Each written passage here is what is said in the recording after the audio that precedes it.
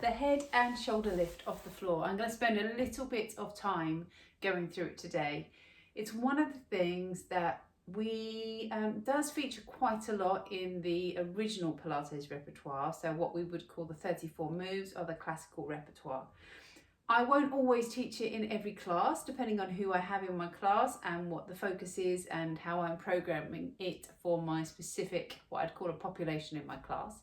But it's a really useful skill to really understand. So particularly if you think, well, this hurts, well, that's because I'm not doing this. So what I'm going to do today is just go through a few little things that you can think about when you're doing the exercise to help you achieve it, without getting that neck strain, but also to help you achieve it in order that you can get stronger through the bits that we're trying to get stronger in. And that is going to help you with that kind of neck strength all the time, like in your whole life. So it's really worth getting a hold of this. Now, in classes, I would probably use either a Pilates over ball. This isn't a Pilates over ball. This is a slightly soft beach football. Or I might use a slightly weighted ball, but actually what I'm going to do, assuming that you might not have that Pilates equipment, I am using a rolled up sweatshirt. You could use a rolled up towel. If you know me well, you might know what brand this is, because we're loving, this is a Marks & Spencer's Good Move sweatshirt, and I'm loving it at the moment. So we are going to just bring that down onto the floor. Now, because we spend a lot of time in this position, whether that's a keyboard or on a phone, or even if you've got small children, a lot of time leaning forwards, our tendency will be to let the head and shoulder come forwards. So I want us to start coming down towards the mat, and we're going to come down like this, so roll down, and I want you to get that, whatever object you're using, just at a position around the tips of the shoulder blades, not too high, not too low, so that when you come down, so this is a little test, as you come down, it should be roughly, if I just feel the tips of my shoulder blades, they are just hitting the top of my rolled up sweatshirt. And for starters, I get a lovely sense of extension through my thoracic spine, so opening up through the chest. And if I just tuck my tail under, that makes that even deeper. It's quite hard to do. You can see I'm wincing as I do that. But it's a really lovely release for the back.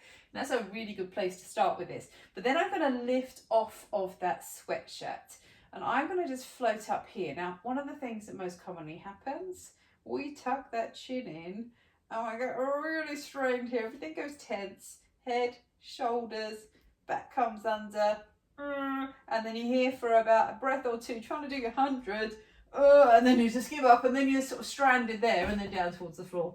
I don't want that for you. Let's break this down, and we're going to start with the feet down on the floor. First thing we're going to think about is what happens down here. Now, I often talk about touch points on the mat. You want to feel the back of the pelvis is heavy, so we don't want to lift up and tail under, heaviness through back of the pelvis. If I curl up and away from the mat now, what's happened here? Has this come under, or can you still feel that heaviness in the back of the pelvis? Now, I should also add, I find this hard too, okay? So we're doing this together. And then I want you to float those shoulders up and away from that sweatshirt, and we're gonna soften the shoulders, because my shoulders have come up.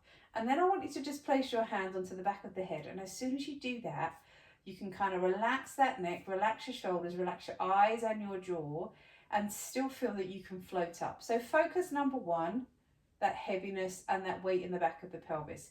Focus number two, think about those hip points and pull in and up to the ribs. And as soon as you do that, you'll get more lift of the ribs up and away from the floor. So let's come back down. So focus number one, the back of the pelvis. Focus number two was making sure that we've got this draw up, pull up from the hips to the ribs, but that doesn't cause the pelvis to come under. If you're here and you tuck under, what happens is the glutes start to clench. So those two focuses. Now let's move up the body. The next thing I want you to feel, we're going to come up again.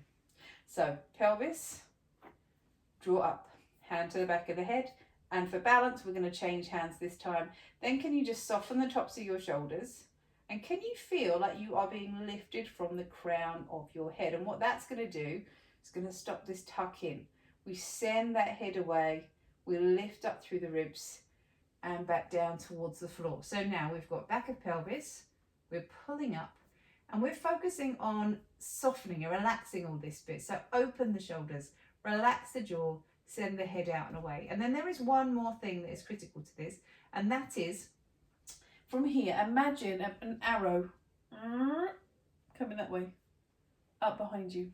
Because I want you to feel that we said, this is really impossible to demonstrate, but imagine you're sending those back ribs up to the back of your head. So as you're here, I'm thinking, my ribs are coming up, my ribs are coming up, and my body will lift up with it and then down towards the floor. And you will really feel that. So let's put that all together. We are here. We're nice and relaxed. We're gonna feel like as you lift up, someone is lifting you from the crown of your head. That's gonna bring you up. And we're heavy through the back of the pelvis. And we pull up here. I'm gonna be grounded through the pelvic floor as well. And then I want you to feel those ribs come up to the back, soften the jaw, soften those shoulders, pop a hand to your head just to feel that heaviness. Now that should really be working for you right now. And eventually, now if this feels really, really hard, that is why when you try and lift here, you're left stranded, building this strength. Trust the process, and then you can start to add those legs, and then you can start to add that leg extension, ouch, and then come back down, towards the floor. So then eventually you'll find you start to feel a little bit stronger doing this without that sweatshirt. So you can lift up, still feel that heaviness through the back of the pelvis, bring your hand to the back of the head, lift up. Now it's not going to be quite as intense here because we're not getting as much range of movement as you did with that sweatshirt, but that's why we're doing it. So there you go, the head and shoulder lift, broken down, mastered, and I want you to let me know how you get on.